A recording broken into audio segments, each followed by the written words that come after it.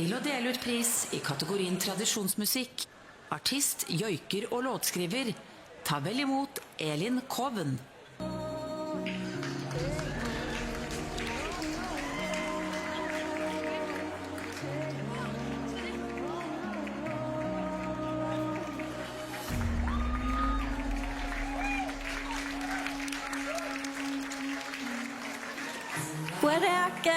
God Holomot, god kveld, godt folk. Tradisjonsmusikken, den lever i mange sjangre. Og det her er musikken som trekker linjer fra våre røtter til nåtiden, og som lar vår historie og arv leve videre, og som bærer vår unikhet ved seg. Den reflekterer lydene og rytmene fra landet som vi bor på, samtidig som den omfavner de impulsene som vi opplever i dagliglivet. Og sånn som de nominerte har bevist, så finnes det uendelige måter å uttrykke det her på. De har alle funnet sin egen unike måte å bruke det tradisjonelle til å skape noe nytt.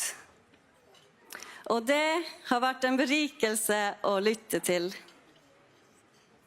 Og de nominerte i kategorien for tradisjonsmusikk er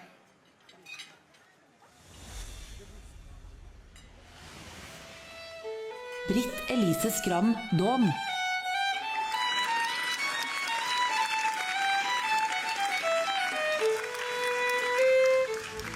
Johanne Flottorp og Åsmund Solberg, Fiskaren.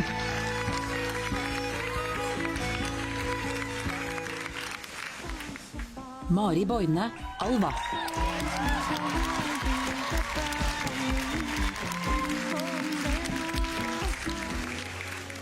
Solfrid Nestegard, Gjeldokk og Espen Vensås, Solhov.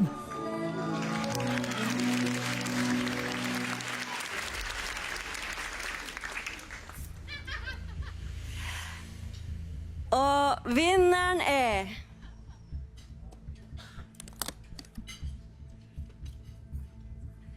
Johanne Flottorp og Åsmund Solberg.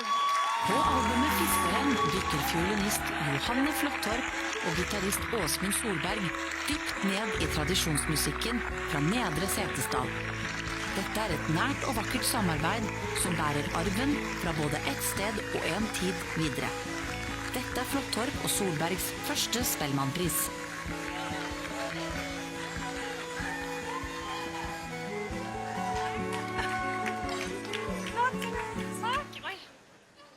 Oi, tusen takk.